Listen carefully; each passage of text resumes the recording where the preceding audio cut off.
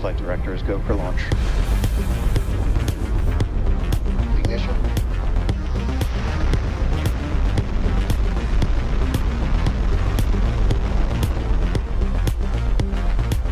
Stage separation. Starlink burn center.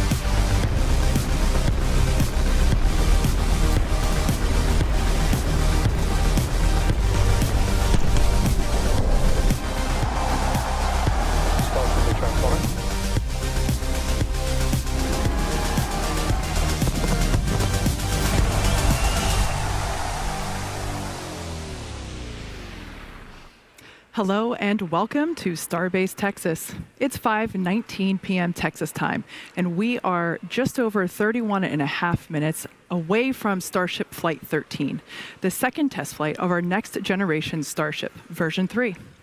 During our initial launch attempt last week, we had a clean countdown, loaded all propellant, and got all the way to engine ignition, where the vehicle executed a safe shutdown when its automated systems detected off-nominal startup on 4 engines.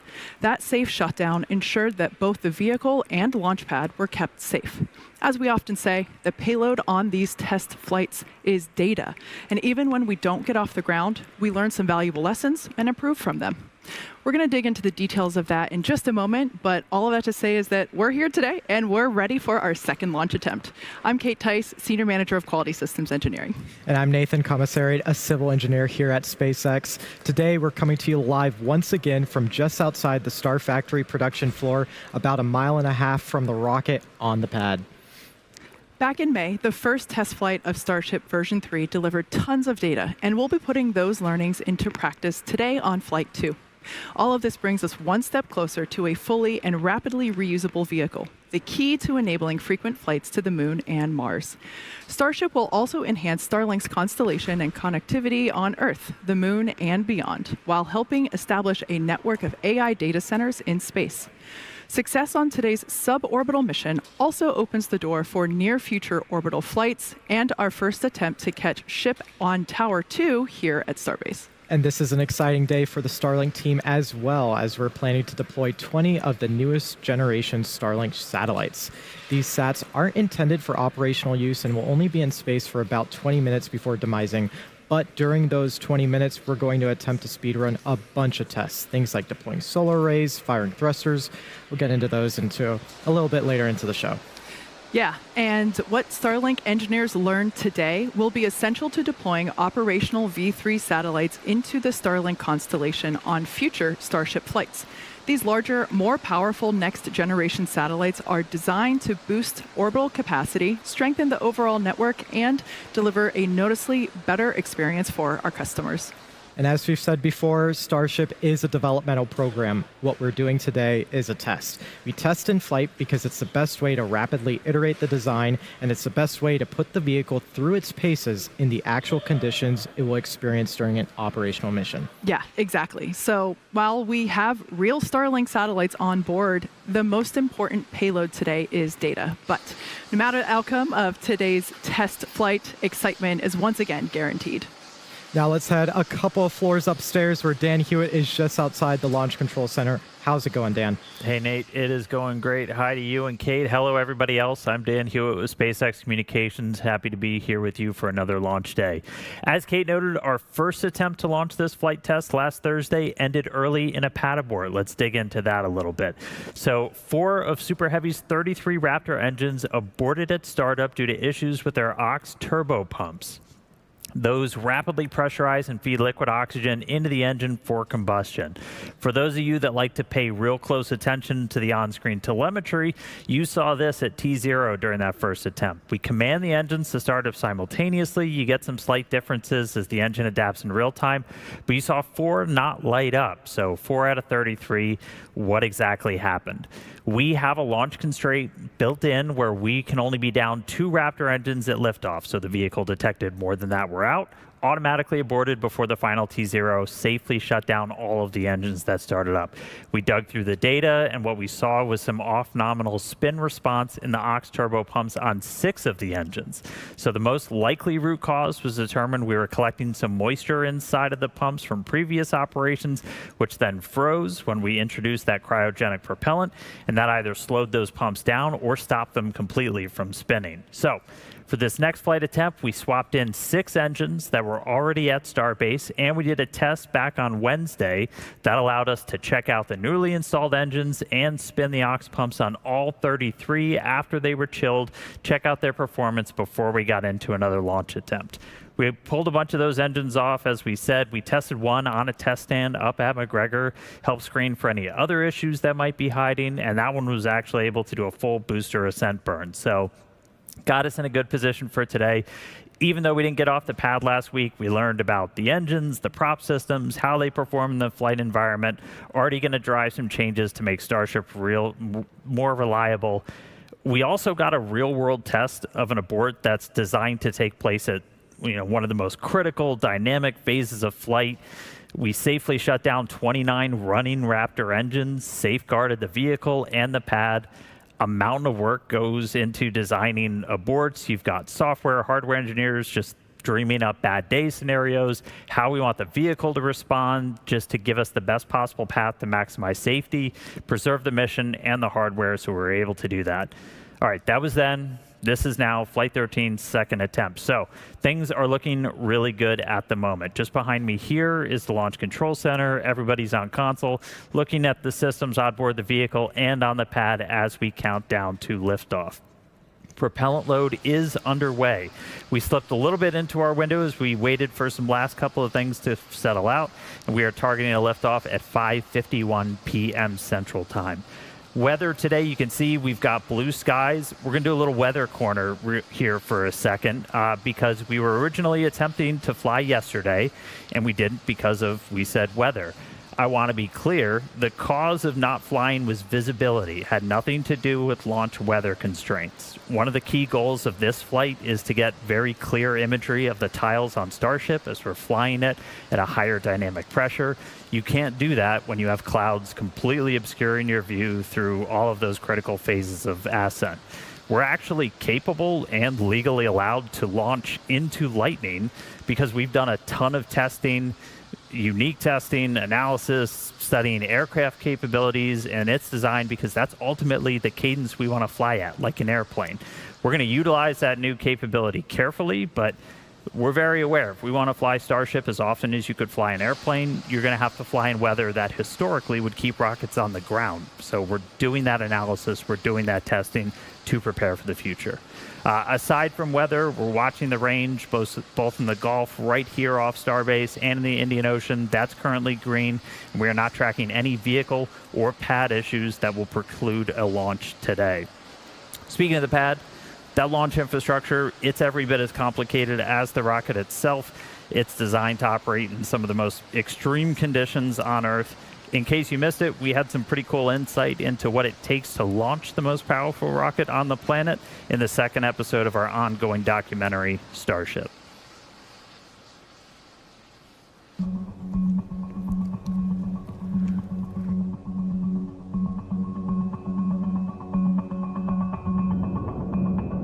When we're only a week out from flight, my main focus is getting into flight.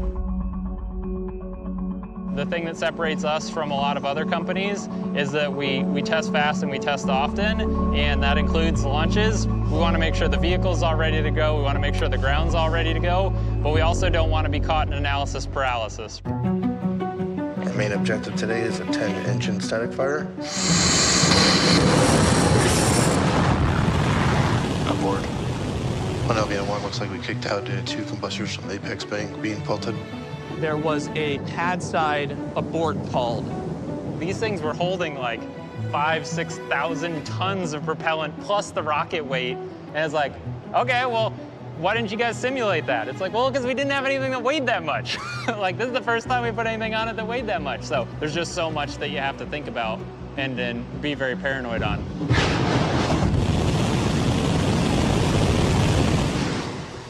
We kicked kicked out early. All teams triage alerts, prepare for offload. We actually had another pad abort on the diverter.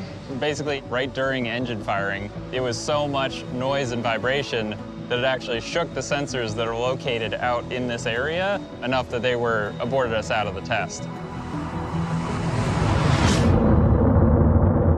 We went back, obviously, afterwards and looked at all the data and tried to come up with smarter ways to basically still protect the integrity of the diverter throughout the operation while changing our parameters so that we were making sure that we would not abort again.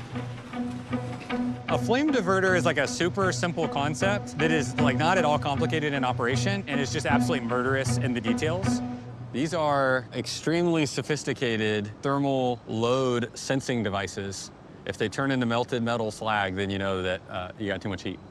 If you melt this, you're hotter than aluminum melts. If you melt this, you're hotter than zinc melts. If you melt this, you're hotter than copper melts. If you melt this, you're hotter than Sharpie melts. So we're sub-Sharpie.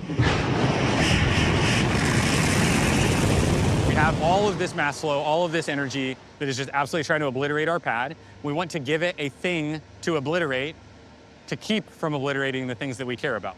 And the thing we give it is water.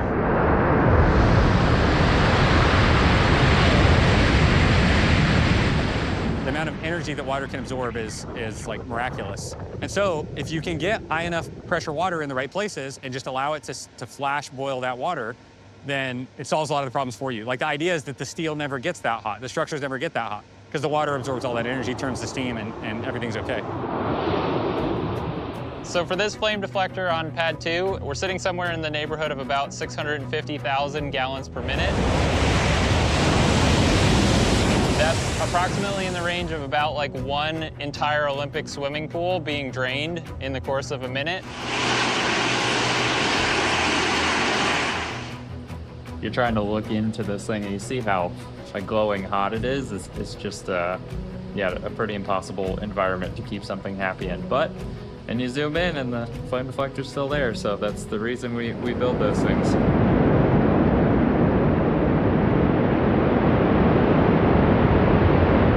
Putting the rocket into human terms is something really tough. 65,000 pounds per second of propellant that is coming out of the engines. And again, just like 18 million pounds of thrust, like what does that number mean? I think of like 11 Ford F-150 trucks per second just zipping out of the bottom of the rocket. It's like imagine if you had the world's biggest machine gun, except for instead of shooting bullets, it was shooting pickup trucks, and it's just firing 11 pickup trucks per second out of the bottom of the rocket. It's like, do you think your stuff could survive that? And it is so satisfying to watch the slow motion flame diverter shots. Right, and just hear all the exciting stories of how we tackle these problems out here in Starbase. Super exciting. Yeah. And by the way, if that looks like fun to you, come join our team. We are seeking scrappy problem solvers to help us build the future. Okay, let's go meet the rocket out on the pad, Starship version 3. It's the most powerful rocket ever developed and ever flown. And it's also the tallest at just over 407 feet tall, fully stacked. It is massive. Standing at the base and looking up is like looking up at a 40-story building. Incredible. Yes, it's a two-stage rocket. Both stages are designed to return to Earth and fly again, making that thing that you see on your screen the first fully reusable rocket ever. The bottom half, or the first stage, is the Super Heavy booster. That's the silver part. It's powered by 33 of our newest iteration, you see them there on your screen now, Raptor 3 engines. They run on liquid methane and oxygen, and this version of Raptor provides a significant increase in thrust. With that additional thrust, as you can see here by these comparisons, the version that we're launching today, version 3 on the far right, that version of Starship gets off the pad much faster than our previous versions. The one on the far left is, I believe, is actually our Flight 1 footage, and in comparison, they really just go. Yep. And now Super Heavy has 3 grid fins, which you can think of as aerodynamic rudders. You see them on your screen now. They help steer during landing. They're 50% larger than on previous booster versions and are designed to support rapid reuse and a more stable atmospheric reentry. I love that shot there. And at the top of the booster, we've got the hot stage adapter. It's designed to protect the booster during separation, and now it's fully integrated for reusability. And stacked right above that is our upper stage of the rocket, or stage 2. It's what we call ship. It's powered by 6 Raptor engines, 3 optimized to sea level performance, and 3 for the vacuum of space. Ship's design could one day enable point-to-point transfer on Earth, meaning you could travel anywhere on the planet in an hour or less. Sounds pretty great to me. Sounds awesome. It's designed to carry massive orbital payloads, both cargo and crew, to Earth orbit, the moon, Mars, and beyond. And for the first time, we are carrying real Starlink V3 satellites to space. For more on that, let's head out to California, where Tyler is standing by with the team in Hawthorne. How's it going, Tyler? We're doing great over here, Nate. Thank you both. I'm Tyler Lionquist, and I'm a Starlink business analyst here at SpaceX. Now, for those of you who have been following along, the Starlink version 3 satellites have been designed to take full advantage of Starship's payload capacity. And we're going to get our first look at those satellites today. The Starlink V3 is our next-gen satellite, and it includes meaningful increases in capacity, data density, and power generation. So we'll be adding around 20 times the capacity into the constellation on each Starship mission as compared to the version 2 satellites that we launch on Falcon. And that means that we'll be able to serve more people all around the world and with increasingly better high-speed internet. Like all Starlink satellites, the V3s are built at Starlink's site in Redmond, Washington, where we already build more satellites than anyone else in the world today. Now, the V3 sats are designed to support 1 terabit per second of downlink and 160 gigabits per second of uplink capacity. That's approximately a 10 times improvement in downlink capacity and around a 22 times increase in uplink capacity from the version 2 Starlink satellite. Serving this capacity to and from customers are the satellite's upgraded phased array antennas. The upgraded phased arrays are fed by SpaceX's in-house developed chips that were designed to serve customers more efficiently in both densely and sparsely populated regions simultaneously. And each Starlink V3 satellite is also equipped with 6 high-capacity 400 gigabit space lasers. Now, these 6 lasers will allow high-bandwidth traffic to flow uninterrupted between any 2 points in the world with redundant paths across a petabit laser mesh network. And if that wasn't enough, the V3s will carry 4 quad-band radio frequency backhaul antennas. And these will take advantage of the Ka, E, V, and W communication bands, allowing for an 8 times improvement in supported capacity compared to the V2 sats. And that's a lot of growth in capacity and capability. And as such, the new satellite design requires more power. So the solar arrays on V3 will generate approximately twice as much power as the current arrays that we fly on the V2 satellites. And they're also optimized to reduce drag in the lower orbital altitudes in which these new satellites will operate. But before we operationalize these satellites, we want to put them in a flight-like environment. These satellites were loaded into Starship last week ahead of that first attempt. And once deployed, the Starlink team will only have about 20 minutes of flight to speed run some of these tests before the sat's demise in the atmosphere. The team will attempt to run tests such as extending the new solar arrays and antennas, connecting with ground stations, and turning on the satellite's communication systems. And this is all part of SpaceX's iterative process to technology advancement. From the very beginning, Starlink was designed to scale rapidly and improve continuously. From production to launch and ground infrastructure, Starlink is uniquely positioned to keep pace with rising demand around the world. In fact, just last week, we rolled out the next generation Starlink kit, the V5, which is built for reliable, high-speed home internet.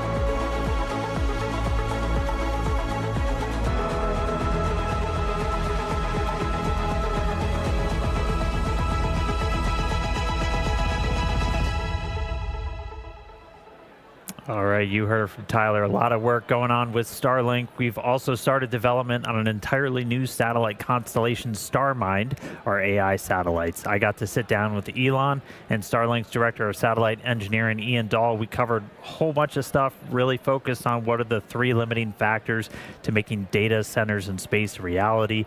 First one we talked about was mass to orbit. That's where Starship comes in. We're going to need megatons into low Earth orbit, and we're going to be combining its full reusability and the really big payload capacity to launch the number of satellites that we're talking about, because we plan to deploy up to 1 million AI satellites, and those are going to function as those orbital data centers using Starship for the high volume, low cost launches.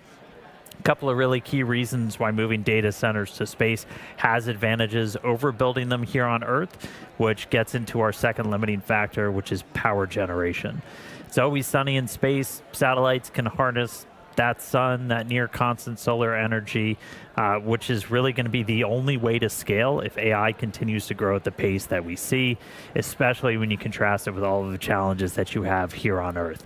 Within about 2 to 3 years, we believe space-based AI compute is going to become the lowest cost option as those launch costs continue to drop and Earth-based constraints continue to grow. It's going to just transform how Earth powers AI, unlocks the future. And then our third limiting factor that we got to go figure out is going to be chips, and we got to do that fast. And that's what we're doing with TerraFab. That's going to be the most epic chip building effort ever, not just churning out really cool advanced chips, but also building a massive scale location to do it. We're talking 100 million square feet, so about 10 Tesla gigafactories. All of this together sounds a bit fantastical, a bit out there, but these are real steps that we are taking right now that are going to set us up to eventually become a galactic civilization. That sounds really cool. I mean, harnessing meaningful amounts of power from the sun, supporting all of those AI applications that are going to change our daily lives, and making humanity a multi-planetary species. If you want to learn more, you can watch the full conversation on our website. Hopefully a link appears on the screen. If not, go look up StarMind. So the future is looking pretty sweet, but first things first, we've got Flight 13 ahead. Let's jump down to Kate and Nate for what's ahead. Thanks, Dan. Yeah, the future is built on progressive steps like today's test. So let's dive into the flight profile that we're going to see today. That's right. We've got an exciting day in store. So starting with liftoff, Super Heavy will ignite those 33 Raptor 3 engines right off of Pad 2 here in Starbase. We will then power through ascent ahead of hot stage separation, where the booster will shut down all but 5 engines at the bottom. Stage 2 will then light its own Raptor engines, pushing off from Super Heavy and starting our stage separation maneuver known as hot staging. We will then have the directional booster flip using 33 engines, and after coasting for a few minutes, the booster today will target a landing burn and ocean splashdown a few miles off the coast of Starbase. Ship is going to keep the party going with its ascent burn to a suborbital trajectory, followed by deployment of those 20 Starlink V3 satellites. We also plan to relight a single Raptor engine. Re-entry is just a few minutes later, which should provide some amazing views thanks to Starlink. And typically we see some pretty fantastic views of the ship's blistering re-entry through the Earth's atmosphere. A plasma blanket will form around the vehicle and never prevails to provide epic scenes. And lastly, we'll conclude today's test with a landing flip, a landing burn, and a splashdown in the Indian Ocean. And with that, let's kick it over to Dan for a countdown update. Thanks, Kate. Good news. We just heard from the flight director. We are T-minus 10 minutes. We're a little bit past that now, not tracking any issues for launch today. Range continues to be green. Our range team hard at work, making sure we're clear out in the Gulf and in the Indian Ocean, where we're going to be sending the Starship. Weather continues to be gorgeous. Again, no clouds. We scrubbed our attempt yesterday, or didn't even try yesterday because we had such poor visibility. Weren't going to be able to see those tiles on the way up. That's a key kind of experiment objective for this flight today. And so we're looking really good with weather today. In the future, we'll see what kind of adverse weather we can fly into. We are capable and allowed to launch into lightning, but we're going to utilize that new capability carefully as we eventually continue to evolve Starship to fly it at an airplane-like cadence. You can see the prop load there on your screen. We're just about closed out on the main tanks on the ship. We just started propellant load in the header tanks on Starship. Those are the 2 smaller ones up top that we'll hopefully be using for the in-space burn and a landing burn at the end of its mission. We started loading our propellant at about T-minus 35 minutes today, and we're going to continue all the way down until we're inside 3 minutes to launch. We'll close out at about T-minus 2 minutes and 50 seconds on booster, and then 2 minutes and 10 seconds on the ship. So at the moment, we're looking good. That launch time, 5:51 p.m. Central, a couple of minutes into our window today. So we'll be back real soon. Toss it back down to Kate and Nate. Thanks, Dan. Recently, NASA announced the astronauts for the upcoming Artemis 3 mission.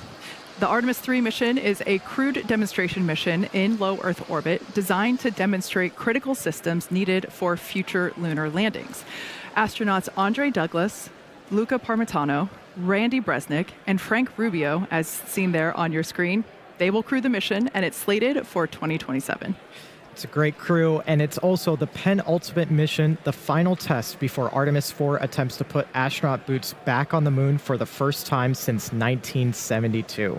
We'll be launching a Starship with a docking port on the nose so we can practice rendezvous and docking with the crew.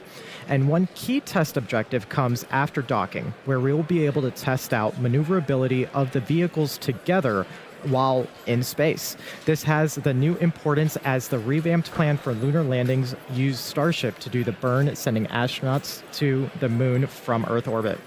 And one other cool ad, NASA is putting 2 SpaceX mini lasers on Orion to connect it to our Starlink constellation with the goal of enabling 4K imagery and video from the spacecraft while in space. So that's going to be pretty awesome to see. Awesome views for sure.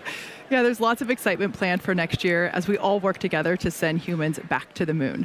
And speaking of sending humans to space, former SpaceXer and current NASA astronaut Anil Menon is actually up on the space station right now as part of Expedition 74. And he captured these sweet photos of Starbase during an ISS flyover. Hi, Anil. We're all waving back at you, buddy. It's awesome to see the whole picture here as there's lots of facility and infrastructure development going on. But Starbase isn't alone on that front. Yeah, it changes every day. Yeah. But talking about other locations, work is well underway in Florida to get pads 39A and Slick 37A ready for future Starship launches potentially later this year. Starship launches from Cape Canaveral are key to hit the necessary launch cadence to get back to the moon, build a moon base, head to Mars, all the exciting stuff ahead in the future. Yeah, exactly. And that future gets closer and closer with tests like today's flight. And with that, we are just under 6 minutes until launch. So that brings us to terminal count. Excitement is definitely gaining traction down here as the crowd is gathering just behind us on the lawn outside. And happy to say, still not a cloud in the sky. Dan, how are things up at Mission Control? Things are still looking really good, Kate. We are still not tracking any holds on the board, no issues with the vehicle or with the pad. Our range continues to be green, both in the Gulf and out in the Indian Ocean for flight today. We'll continue monitoring that all the way down to the final minutes. We are going to be closing out our propellant loading on the booster and the ship within the next 3 minutes. We're going to have about 11.5 million pounds of liquid oxygen and liquid methane on both of those stages once we're all done. Then it'll be time for the pad to essentially ready itself, where we clear out all of the prop that's been flowing through feed lines up into the launch mount, up into the tower. Those go back into the propellant farm, get it ready, and we'll do those final thrust vector control, those steering checks as we get a little bit closer.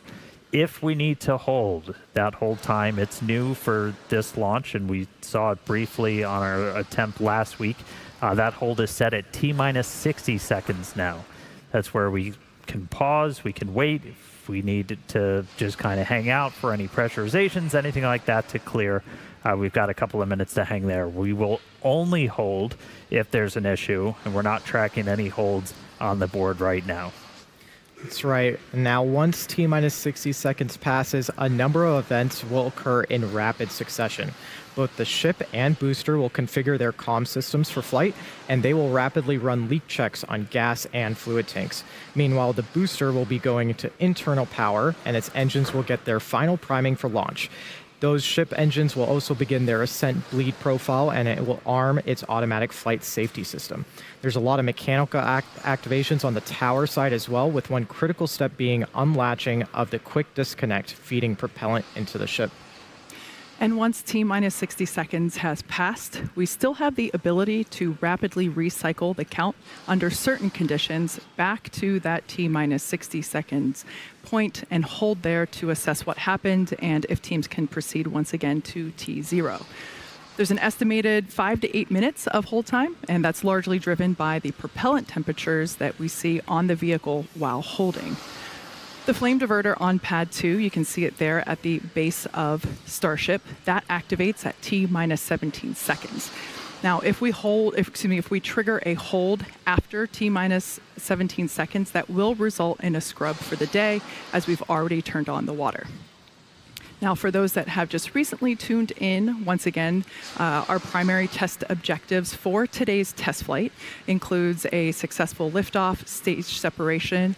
We also plan to deploy 20 Starlink V3 satellites. We have real satellites on board. We expect to have about 20 minutes of available time to speed run some tests and really allow the Starlink engineers to put them to the test in that time. That's right, and we also have the soft splashdowns planned for both the booster and the ship. Going to be super exciting to see if we can return those safely back, so that way we can get ready for tower catches again. And just a quick check-in, we got our final green light from the range, not tracking any issues on ascent or out in the Indian Ocean for entry, so that was kind of the final go for flight that we wait for in these final minutes. Prop load now closing out on both vehicles. We have no holds on the board. Again, we've got that gate at T-minus 1 minute. We're only going to hold if there's a reason, and currently there are no reasons. Coming up here in a few seconds, we should have, actually right there we can see on screen, that's the base of the Super Heavy booster. Those are the 33 Raptor engines, and we expect to see and there they go, the TVC checkouts, also known as engine wiggles. We're activating those thrust vector control actuators to ensure that those center engines and the inner radius as well have the ability to steer the rocket. Yep, super cool to see how fast those move. I mean, in flight, it's amazing to see how it steers the vehicle. And we're coming up on that T-minus 1 minute now on our countdown, so let's listen in to see if we pass that gate.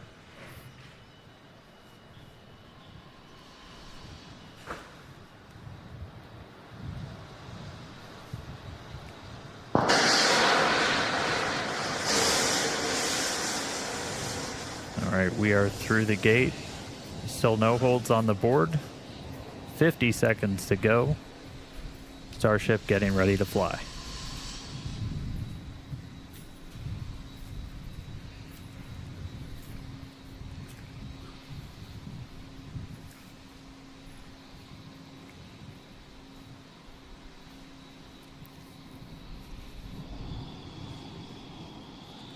Flight tractors go for launch.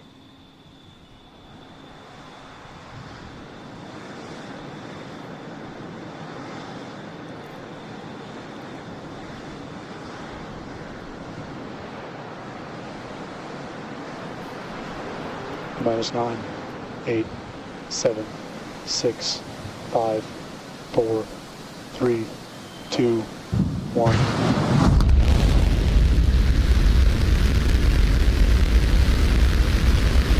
Liftoff Starship.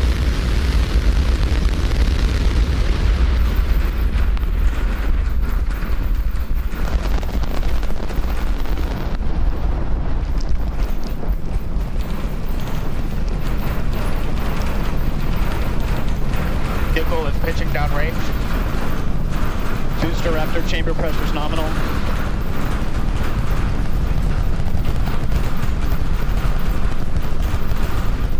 Seconds into flight, 33 out of 33 Raptor engines lit on the Super Heavy booster, arcing away from us here at Starbase.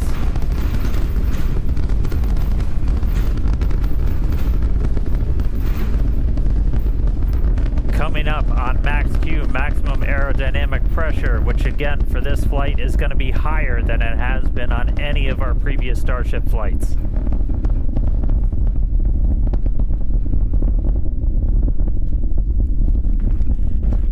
So we're passing through that maximum aerodynamic pressure over a minute now into flight. Still seeing 33 out of 33 Raptor engines lit and burning. Our next major moment's going to be coming up in just a little over a minute from now, when we're going to get to hot staging. We're going to shut down all but 5 of those engines on the booster. It's our version of MECO. Most engines cut off. And then we're going to ignite the 6 engines on the ship while it is still attached, to do that separation. As a reminder, we try to do a directional flip, so when you watch on your screen, we're hopefully going to be sending that booster towards the bottom of the frame. For the booster itself, it's like doing a flip up. It'll go towards the bottom of your frame. We do that by lighting the engines in a slightly staggered sequence.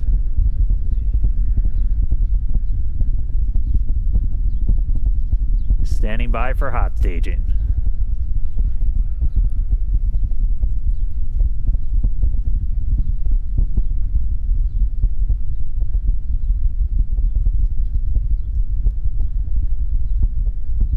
All but 5 engines down. Cutoff. Accept.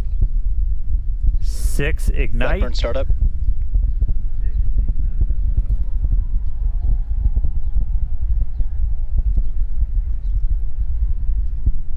And the booster now doing its boost back burn. It looks like we lit all 33 initially. Now we're down to 13. We're seeing 6 out of 6 Raptors lit on the ship.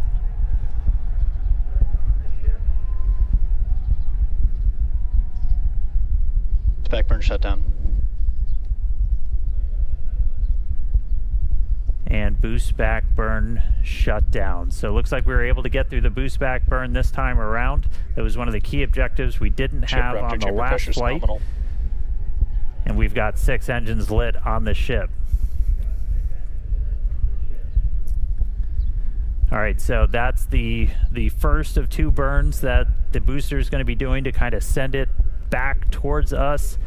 It's going to be landing a couple of miles offshore from Starbase. Hopefully we're going to try and get it all the way down to do a landing burn, where we're going to use those 13 center engines. They're going to ignite. That's what's going to really bleed off all that velocity that it's built up, and it'll eventually hopefully transition to 5 engines to kind of fine-tune its path in, and then all the way down to 3 for the remaining bit.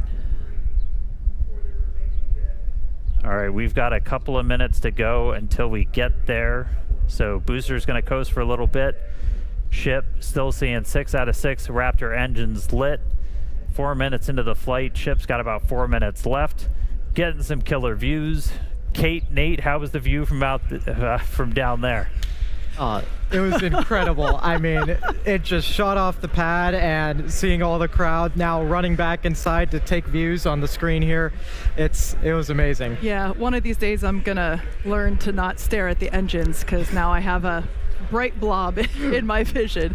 Right. Now, speaking of vision, we could see both stages there on your screen. Starship's second stage is still firing its engines. You can follow along with that with the GUI down on the bottom right-hand side of your screen. Still following the planned flight path as well. Beautiful views of planet Earth there behind the ship. That's right, and we're actually getting a live shot off the booster right now, an onboard camera. You can see the plume from Starbase where it just lifted off 5 minutes ago. On nominal trajectory. We are there. We are there. That is us. I kind of want to run back outside and wave. Right.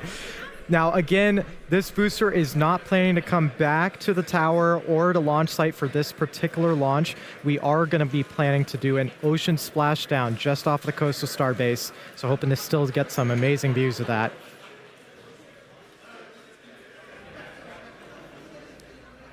Pretty awesome to see the Raptor engines there on the left-hand side of your screen. We can actually see the plume there of those center Raptors. Those are the sea level ones, as well as the vacuum Raptors are the 3 on the larger ones on the outer radius.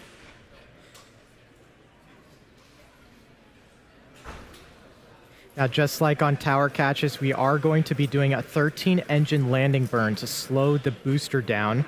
Hopefully we can get a live camera of the booster right now as we're going into that phase.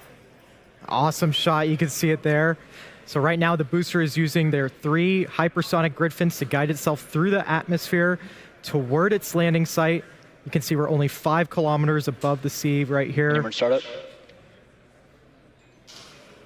Just heard the call out for landing burn startup for the booster.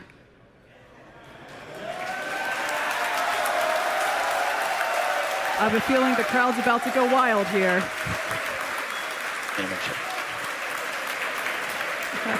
And another awesome landing for Super Heavy. Congratulations to all the teams here at Starbase and at our SpaceX team. An amazing, amazing view. Everything continues to go well with Ship, as you can see there on your screen.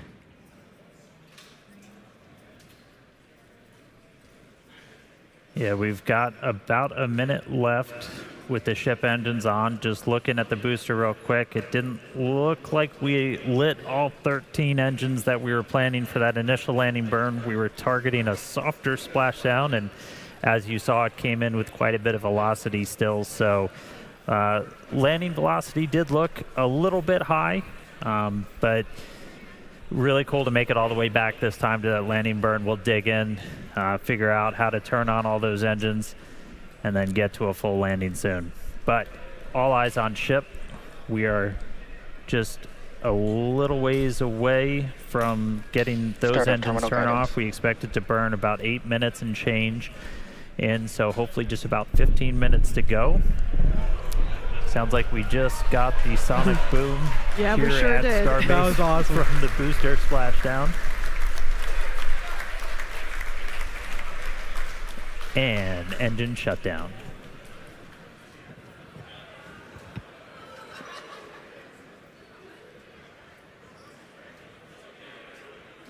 All right, Starship 6 Raptor engines have successfully shut down. Nominal orbit insertion. And there's our call out for nominal orbit insertion. So we got a ship in space. We've got a booster in the Gulf where we were planning to send it. It's a hell of a start to the day, Kate. Yeah, it sure is. All of our colleagues here are filing in through the doors. A lot of people wanted to stay outside and hear the boom. And so it's pretty great to see a ship in space, and everybody's super excited down here. That's right. And as guaranteed, it has been an awesome day so far. All this action in just 9 minutes now. And objectives are done for the booster. Just want to quickly flag that that booster did land in a clear zone. We clear those before launch, well ahead, so that we ensure everyone is safe before the launch and after. So we're getting ready now for our in-space objectives. Yeah, we've got a few minutes until the next milestone, so sit tight and enjoy the space views and, of course, the space jams. We'll be back here at T+14 minutes to deploy our payload, which is 20 of our newest Starlink version 3 satellites. So we'll see you soon.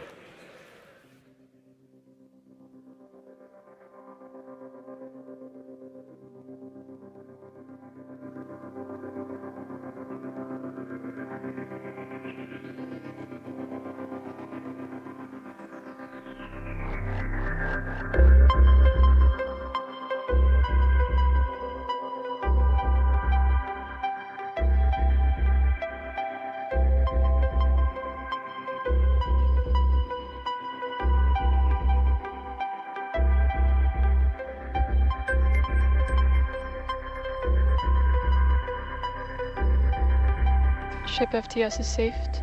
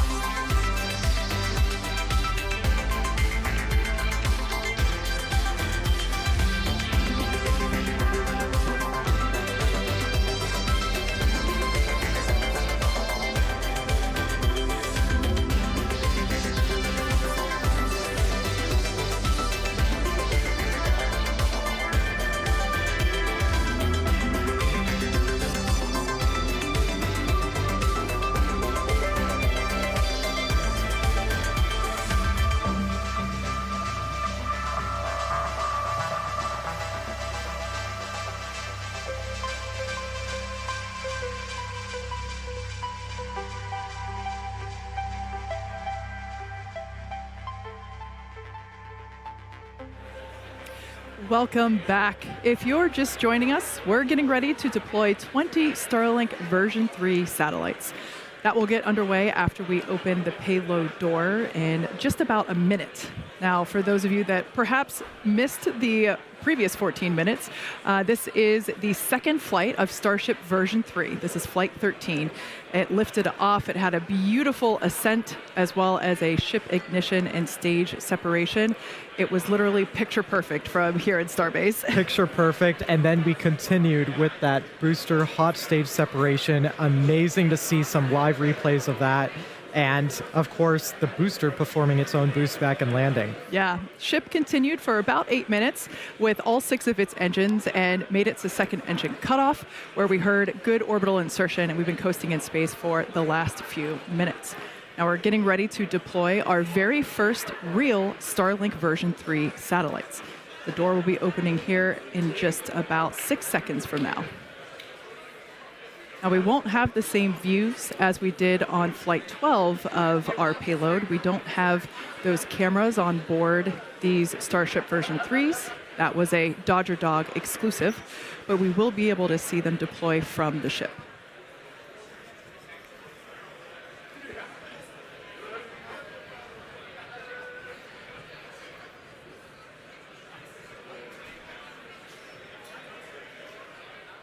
As Kate said, we should see the door open up really soon if we haven't quite gotten it open already.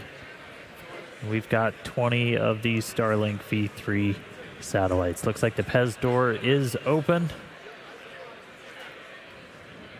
And so, yeah, this is the first time we've got Starlink V3 satellites getting ready to go into space. And I mean, these things are really just kind of crazy upgrades that they're going to bring to the network, where you start talking about just symmetric gigabit speeds through the Starlink network pretty much anywhere on the planet that this is going to unlock.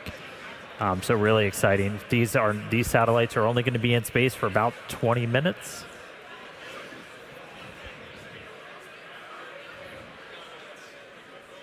Sorry about that. These will only be in space for about 20 minutes, as they're on the same suborbital trajectory as Starship itself.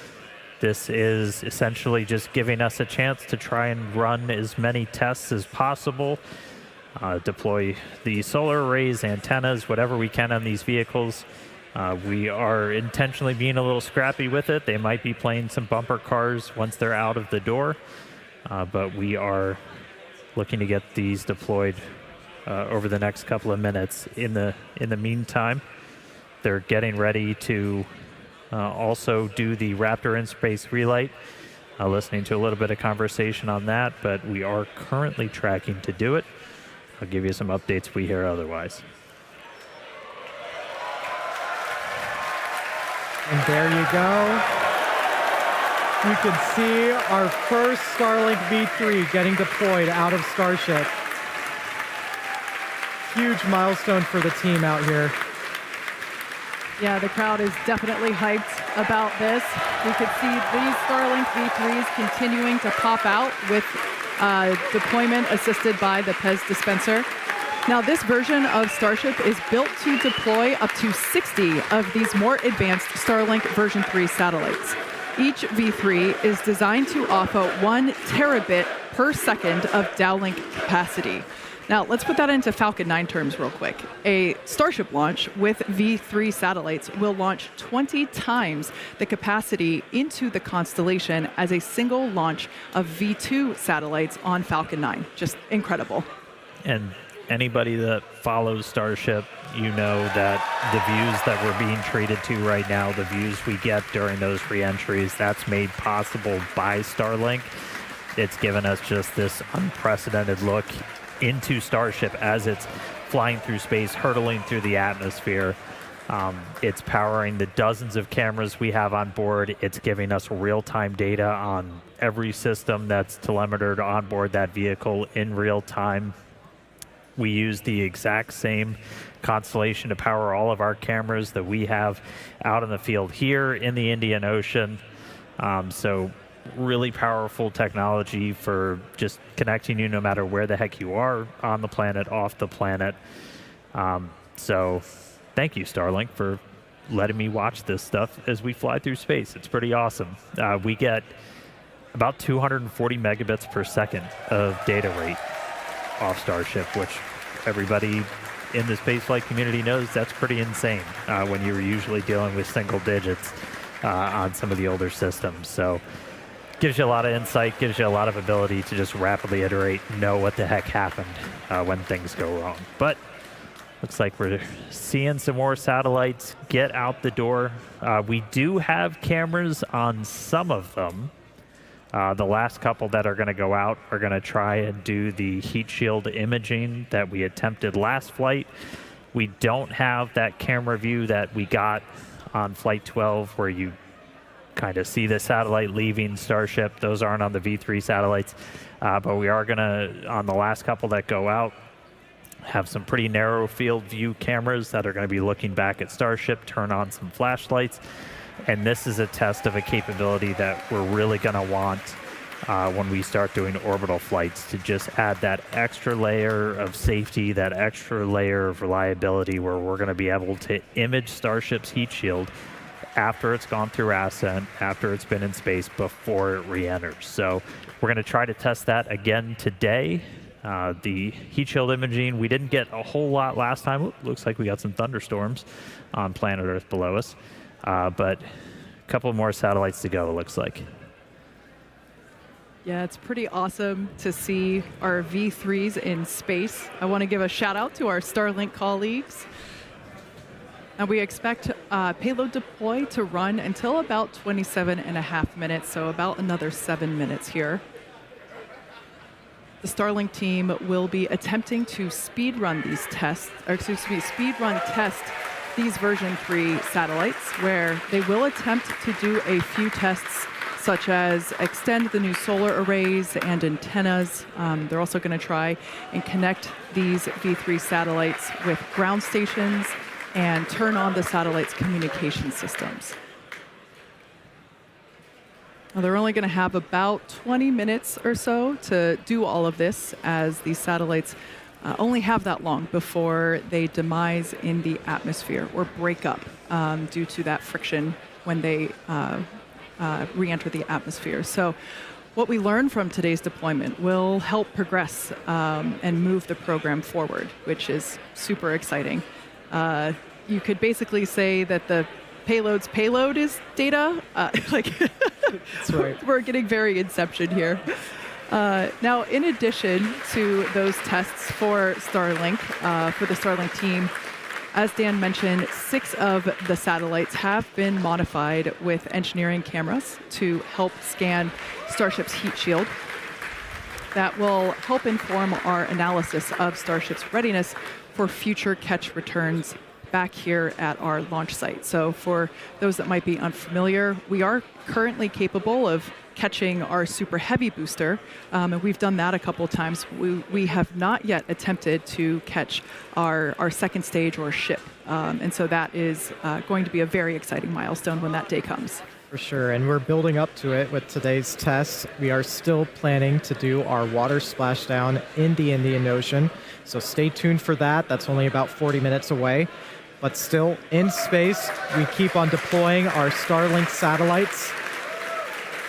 Again, these are our V3 version of our Starlink satellites, a whole host of added capabilities to our version 2 that's currently in orbit.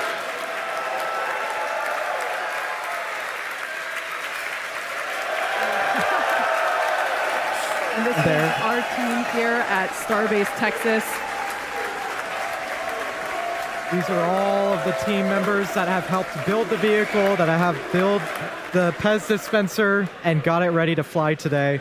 Amazing work. Now, for those of you that have just recently tuned in, there is a spaceship in your screen, we promise. Right now, the ship is in orbital darkness, so we don't have any available sunlight from the sun to help illuminate the scene.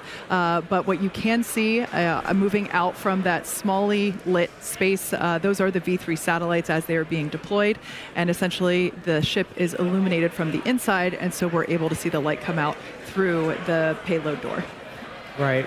Just a really small sliver of light at the top. That's our Pez dispenser. That's how we're both loading our satellites into the rocket and deploying it. It's pretty novel. We've got about 3.5 minutes still left of our payload deploy sequence. Yep, looks like we've got 16 satellites deployed, so 4 more to go. These last couple will have those cameras, so if you see any sudden bright lights, that'll be flashlights turning on those satellites to try and get some imagery of Starship's heat shield. 17 out the door. 3 more to go, and 18.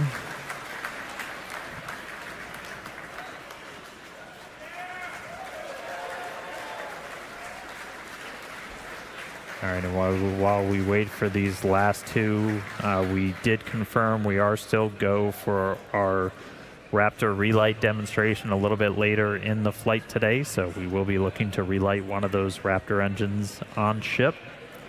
And that'll be our next major milestone after we get through these final 2 satellites.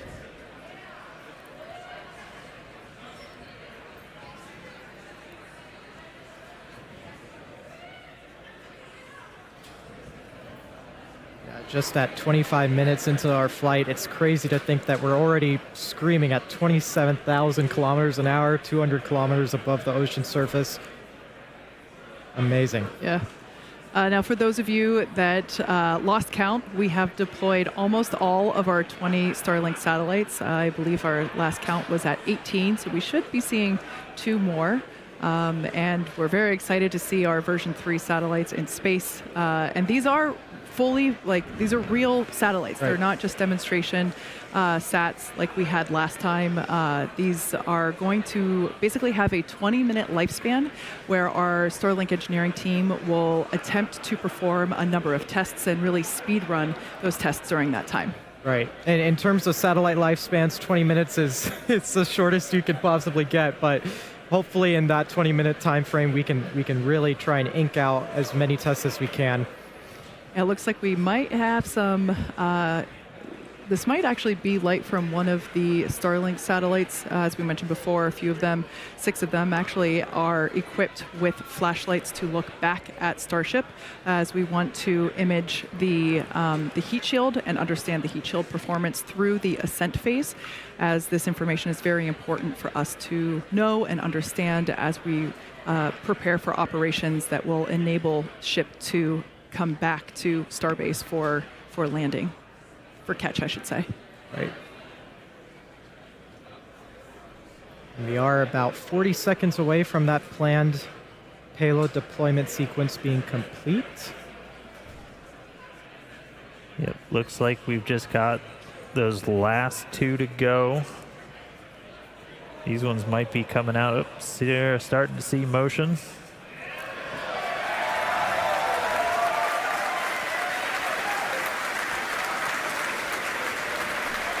$19 out the door, 1 more.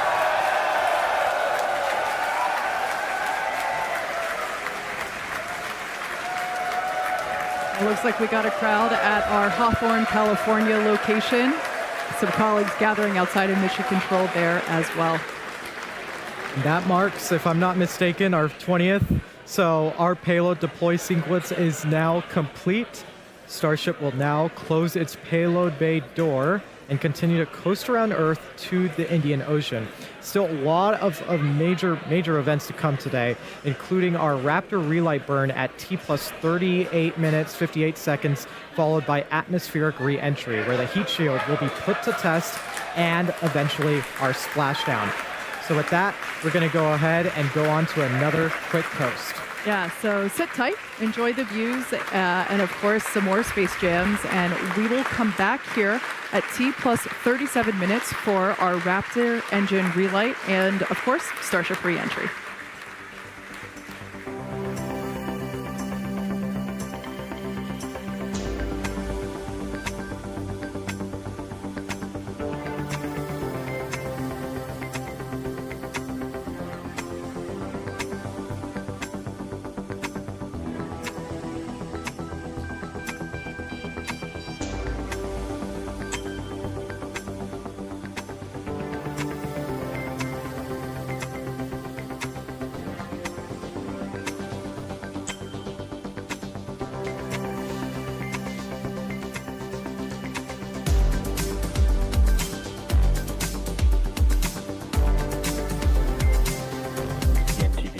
checkouts.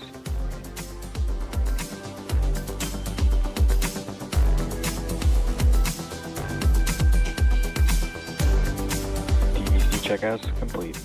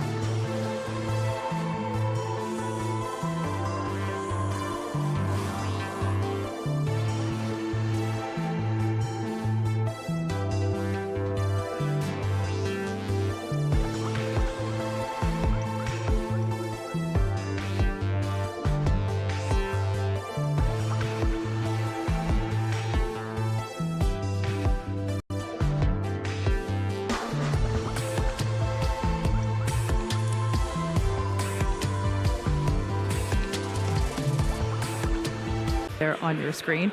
Successfully deployed. We're so thrilled. We're so thrilled. Huge milestone. And that's only 3 minutes or 5 minutes after deploying them? I mean, that's crazy. Amazing. And crazy. Amazing. And right now, we are expecting a relight of a single Raptor engine, and that's going to be ascent burn. And this is going to be really important when we do maneuvers for orbital missions, whether we're relighting to go into orbit, or if you're already in orbit and you're getting ready to do a deorbit burn. We did hear our Raptor team is go for the engine relight, so not going to be skipping it on this one. So we should see that coming up in just about 45 seconds from now. Again, this is not a deorbit burn for this ship. We are on a suborbital trajectory, so this Starship is coming back over the Indian Ocean no matter what. But this is going to be a pretty critical test for what we'll eventually need to do when we do orbital missions. When you got to relight those engines, do a burn to get yourself out of orbit. One thing that is unique on this one is we're going to be lighting it for a little bit longer of a time. We're expecting this burn to be up to about 14 seconds. We've only done about 3 seconds previously. And so that should be coming up within the next couple of seconds. Let's stand by. Relight demo startup.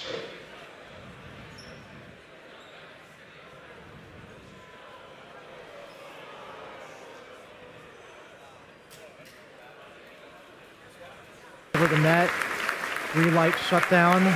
The burn has ended. Congrats to the team on this milestone. I mean, it's crazy to see how we can maneuver in space, and just another icing on the cake for today's mission. So we're going to be taking another quick break. We'll be back in a couple of minutes before re-entry, which is targeted for about T plus 47 minutes. So we'll see you soon.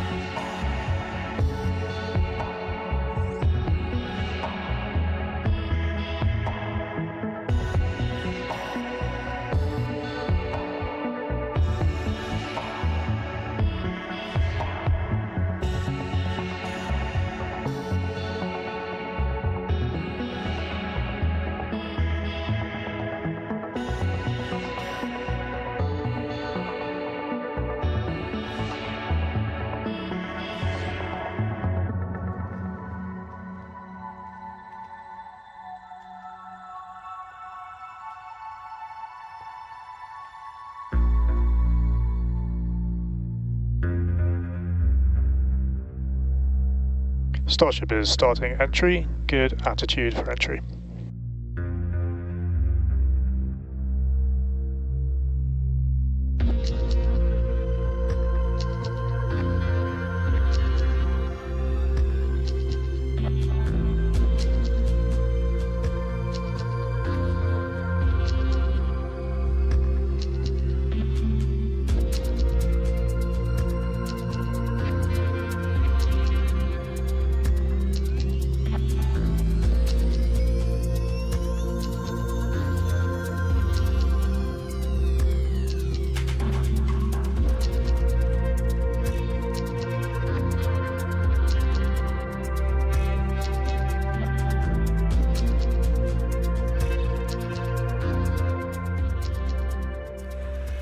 Welcome back once again to Starship Flight 13, the second test flight of Starship version 3. As you can see by these pretty cool views on your screen, the ship is currently re-entering the Earth's atmosphere. Now, we probably have some first-time viewers tuning in today, so let's talk about this phase. Right, so re-entry, it's a critical phase of flight, and we need information on how the ship's systems perform. So re-entry, you can see that speed in the bottom left-hand corner of your screen. We have to scrub all of that speed down so that way we can safely land. It's a lot of energy to be able to scrub down, and it's all the energy that we just used to launch the rocket as well. So Starlink will also help us gather as much data as possible, which is really the main reason why we do these flight tests, is to see how the ship performs in space and evaluate how it works. Starlink provides us with one more path to collect data to help us rapidly iterate Starship's design. Yeah, exactly. And if the ship manages to again make it all the way through re-entry, we'll collect valuable data on the spacecraft flying through the Earth's atmosphere, and it's doing so at hypersonic speeds, or more than 5 times the speed of sound. Re-entry is typically a portion of flight where we don't have communications with spacecraft because it's re-entering at or around orbital velocity, which is roughly 8 kilometers per second or about 5 miles per second. So at those speeds, the spacecraft is moving through the atmosphere so fast that it creates a plasma field around the vehicle. That blanket of plasma distorts communication frequencies, so it's not uncommon to experience brief blackouts in communication. Starship is designed to land on Mars, where there are no runways or other humans to help out, which is exactly why we're testing this landing procedure that we're doing today. And we're doing these propulsive landings instead of more traditional means like parachutes, because Flaps have taken control of the vehicle. You heard that call out, flaps do have control of the vehicle. You can actually see one view, your screen moving around. That's actually a camera affixed to the flap. So as I was saying, we're testing these, doing these landings instead of more traditional means, so that way propulsive landing, we can enable more rapid reusability. Yeah. Now, we did just hear that call out. We should continue to hear some call outs as the ship makes its way back to Earth. Now, when we hear something called entry max heating, as well as entry max Q, that means that the ship has made it through the maximum heating and aerodynamic loads that it experiences as it returns. So, safe to say that if it makes it through those specific points, we're doing pretty well. That's right. So we'll continue to hear multiple call-outs as we go through this phase. One of those call-outs will be that the ship is transonic. We'll also hear another one when it's subsonic. Transonic will be referring to the period of flight where velocities of airflow surrounding and flowing past the vehicle are concurrently below, at, and above the speed of sound, so somewhere in the range of Mach 0.8 to 1.2. For reference, commercial jets have a range of cruising speeds, but most fly at roughly Mach 0.74, 0.85. Just for reference, that's between 480 miles per hour to 575 miles per hour, or 770 to 930 kilometers an hour. And subsonic, another call out that you'll hear later on in the stream, subsonic will refer to speeds that are much less than the speed of sound. So at this point in flight, the ship's velocity will be slowing down drastically. So with reentry well underway, we'll take another break. and return just before the ship's landing burn, targeted for T plus 1 hour and 5 minutes.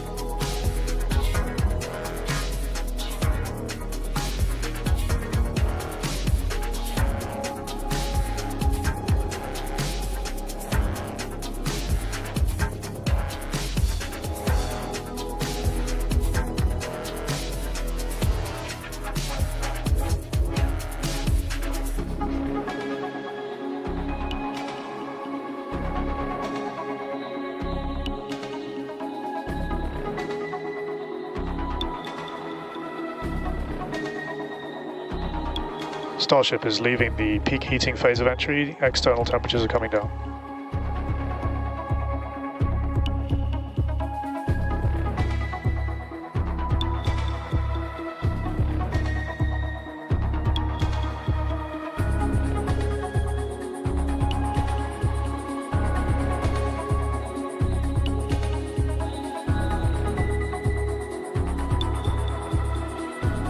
Starship is at maximum entry dynamic pressure.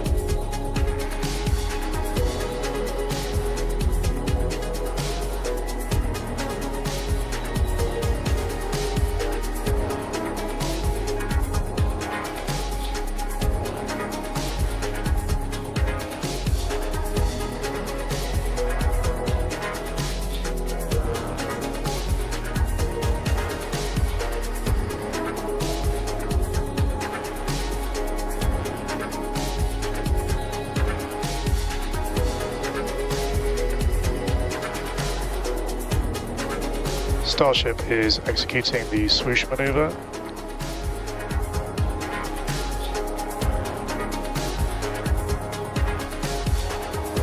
Dynamic pressure is coming down.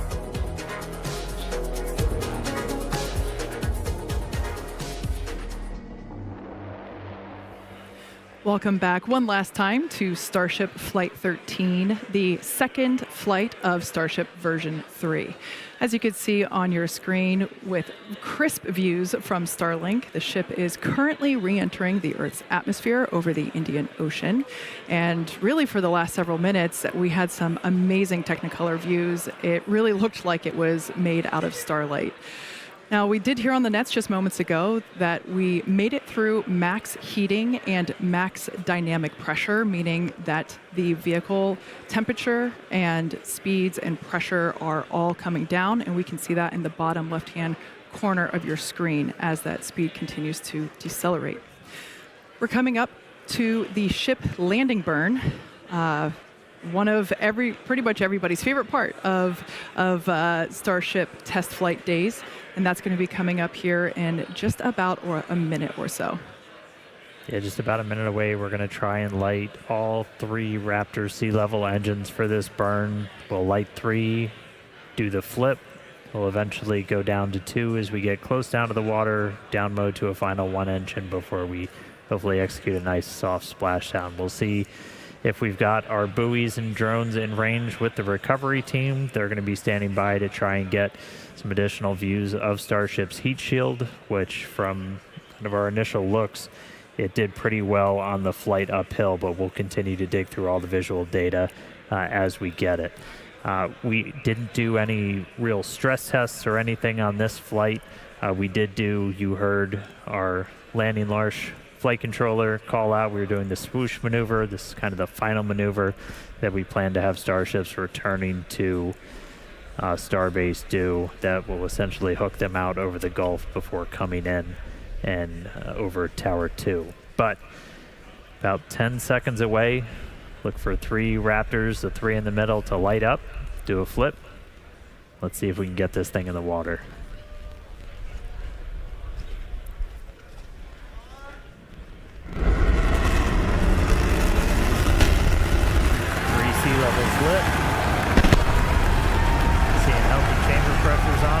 did our flip down to 2. Starship descending into the Indian Ocean, down to 1. And we're in the water. And it's a soft splashdown in the water.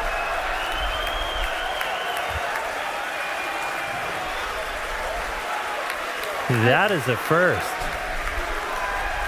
That is the softest splashdown we have ever had with the Starship there in the Indian Ocean. It's bound to be an exciting day for our recovery team. I mean, that huge milestone to even get to soft splashdown, much less have the vehicle stay afloat. Yeah, the teams are super hyped here. Got some crowd here at Starbase Texas. Everyone's super excited. We never really get to see Starship floating so serenely in the Indian Ocean, so we're certainly enjoying these extended views.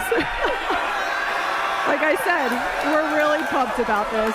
I want to check in with Tyler. Tyler, how is Hawthorne feeling about Lucky Flight 13?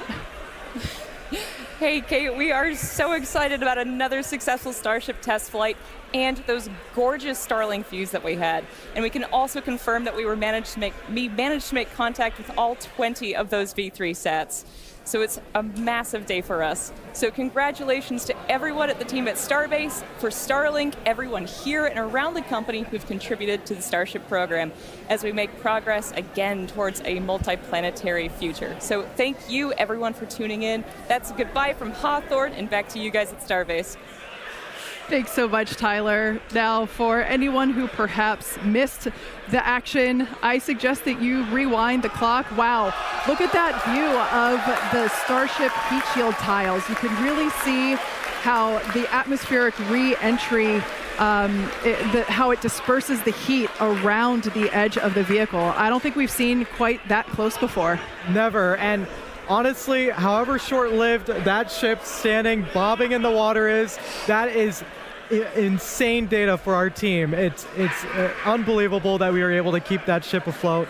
Now, we promised maximum excitement, and Starship V3 delivered. Congratulations to all of our teammates at SpaceX and to everyone who supported the Starship program. And thank you to all of our future customers for your support. Yeah, as you could tell, the crowd really enjoyed that Nemo cam for a moment. We'd also like to thank the fine people of Cameron County, as well as the Coast Guard, the Federal Aviation Administration, and the Government of Mexico. The amazing views do not end, so be sure to follow SpaceX on X for updates and more of these exciting shots that we didn't get to feature on today's broadcast. And to get an inside real-time look at the teams bringing this incredible rocket to life, check out the latest episode of our documentary series, Starship. And of course, thanks to all of you for tuning in.